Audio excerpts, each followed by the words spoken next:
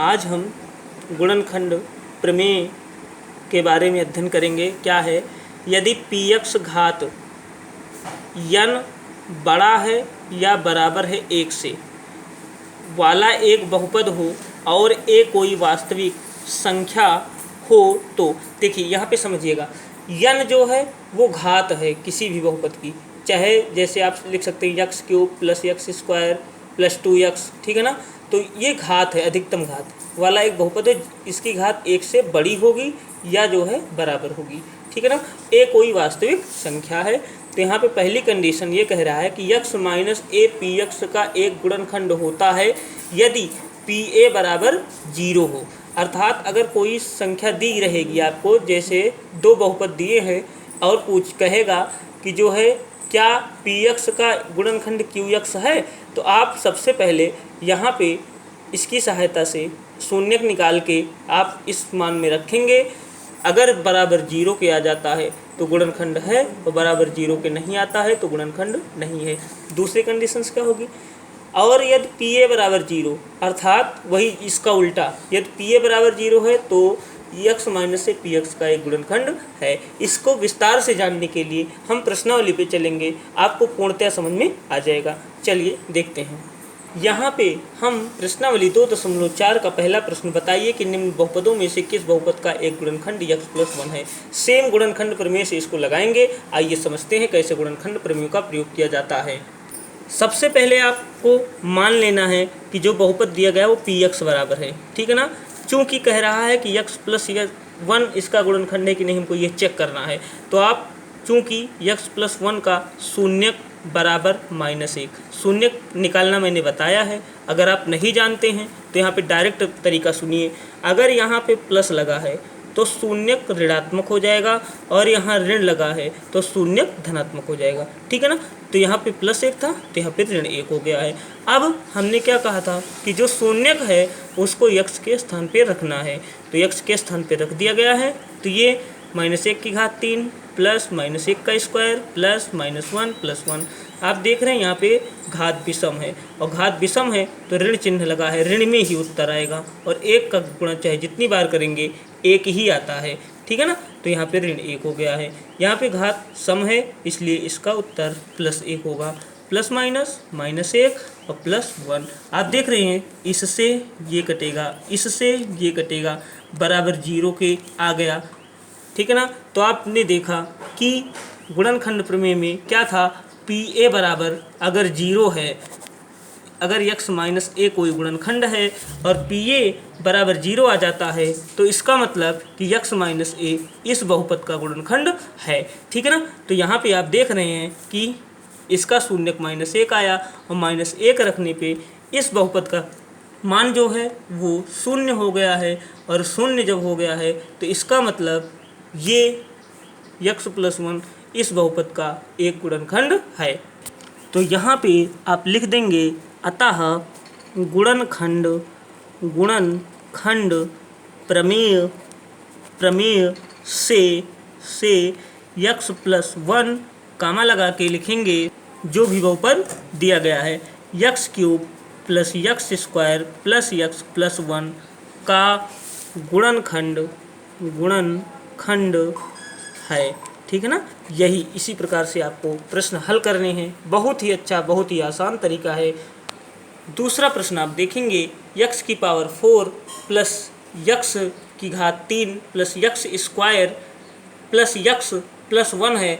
इसका भी इसी प्रकार से हम निकालेंगे। पहले लिखेंगे माना, यहाँ पे हम लिखेंगे माना px बराबर x की घात 4 + x की घात 3 + x² + x+1, ठीक है ना। हमको इसमें भी x+1 को ही चेक करना है, दूसरे को नहीं चेक करना है। तो इसलिए लिखेंगे, चूँकि सेम वही प्रक्रिया, कुछ अंतर नहीं करना है, x+1 का शून्यक बराबर -1 हो जाएगा। मैंने निकालना भी बताया है, अभी बताया।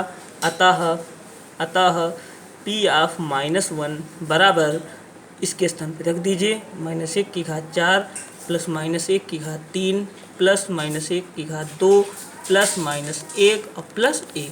ध्यान दीजिएगा यहाँ पे आप घात 4 है इसलिए 1 हो जाएगा, घात 3 है इसलिए ऋण 1 हो जाएगा, घात 2 है इसलिए 1 हो जाएगा, फिर प्लस माइनस -1 हो जाएगा +1।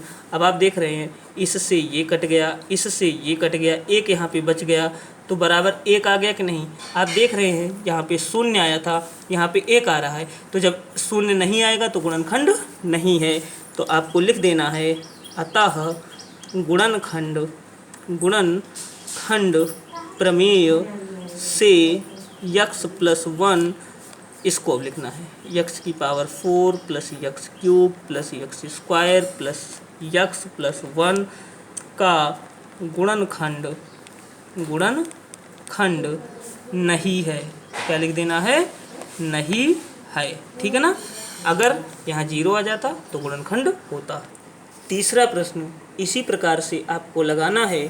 चौथा प्रश्न मैं बता देता हूँ, थोड़ा देखने में कठिन है लेकिन सेम इसी प्रकार से लगेगा, x³ - x²। चलिए देखते हैं इसको। तो यहाँ पे px बराबर मान लिया गया है, जो भी हमारा बहुपद दिया गया है। ठीक है ना।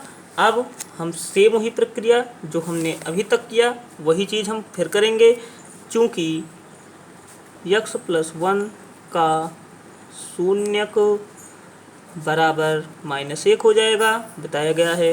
अतः p(-1) बराबर रख दीजिए -1 की घात 3 -1 की घात 2 -2 प्लस √2 गुणे -1 प्लस √2। चलिए अब ध्यान दीजिएगा, बार बार वही चीज़ -1 और यहाँ पे -1। ठीक है ना। इसका अंदर गुणा करा दीजिएगा और इसका इधर से, तो ये -2 हो जाएगा, यहाँ पे -2 प्लस 2 हो जाएगा। ठीक है ना। और ये माइनस हो जाएगा और यहाँ से भी माइनस है इसलिए प्लस √2 हो जाएगा। ठीक है ना, प्लस √2। अब देख रहे हैं आप कुछ इसमें कटने वाला नहीं दिख रहा है, तो ये कितना हुआ -2 प्लस 2 और प्लस 2 √2, क्योंकि ये जुड़ जाएंगे। इससे ये क्या हुआ, कट गया, तो बराबर 2 √2 आ गया। 0 नहीं आए ना, तो आप लिख देंगे सेम ही प्रक्रिया, अतः गुणनखंड प्रमेय से x+1 इस बहुपद का गुणनखंड नहीं है। चलिए दूसरा प्रश्न देखते हैं। दूसरा प्रश्न क्या है, गुणनखंड प्रमेय लागू करके बताइए कि निम्न स्थितियों में से प्रत्येक स्थिति में gx px का एक गुणनखंड है या नहीं है। सेम ही प्रक्रिया आपको करनी है। px gx आपको दिया गया है, जैसे यहाँ पे gx का मान x+1 था, या यहाँ वही gx अलग अलग दिया गया है, बस इतना अंतर है। ठीक है ना। चलिए देखते हैं इसको हम। ये चीज़ दिया गया है, कह रहा है ये चीज़ है, इसका गुणनखंड है कि नहीं है।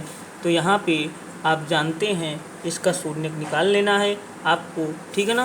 तो लिखेंगे चूँकि x+1 का शून्यक बराबर -1 हो जाएगा। अब p(-1) बराबर यहाँ पे रख दीजिए 2 -1 की घात 3 प्लस -1 का स्क्वायर -2 गुणे -1 और -1 बराबर, देखिए घात यहाँ पे है तो -2 हो जाएगा, +1 हो जाएगा। ठीक है ना। और ये +2 हो जाएगा और ये -1 हो जाएगा। देखिएगा इससे इस 1 से ये 1 कटा, इस 2 से ये 2 कटा, अर्थात मान कितना आ गया, 0 आ गया। तो लिख देंगे अतः क्या है, gx px का एक गुणनखंड है। ठीक है ना। अगर 0 नहीं आता तो यहाँ पे लिख देते gx px का एक गुणनखंड नहीं है। बस इतना ही काम करना है आपको। देखिए इसी प्रकार से आप इसमें देखेंगे तो यहाँ पे इसका शून्य हमने बताया था प्लस है तो -2 हो जाएगा, यहाँ 3 हो जाएगा। रखेंगे इसमें, अगर 0 आ जाता है तो शून्यक है, और नहीं आता है तो फिर ये गुणनखंड नहीं है। ठीक है ना। चलिए इसमें का हम तीसरा बता देते हैं आपको। ठीक है ना। और अगर चैनल को अभी तक सब्सक्राइब नहीं किया है तो लाल रंग के बटन दबा के चैनल को सब्सक्राइब कर लीजिए, ये मान दिया गया है, आप देख लीजिए। चलिए हम देखते हैं प्रश्न। ये आपको दिया गया है तो लिखेंगे यहाँ पे चूँकि x-3 का शून्यक बराबर, यहाँ ऋण है तो धन हो जाएगा। ठीक है ना। अतः p(3) बराबर 3 माइनस 4 2 प्लस 3 प्लस 6 बराबर 3 त्रिक्का 9 त्रिक 27 माइनस 3 त्रिक्का 9 चौक 36, ठीक है ना, प्लस इसको आप जोड़ दीजिए 6 3 9 प्लस 9 बराबर 27 9 36 माइनस 36 बराबर 0 आ गया कि नहीं आया, 0 आ गया।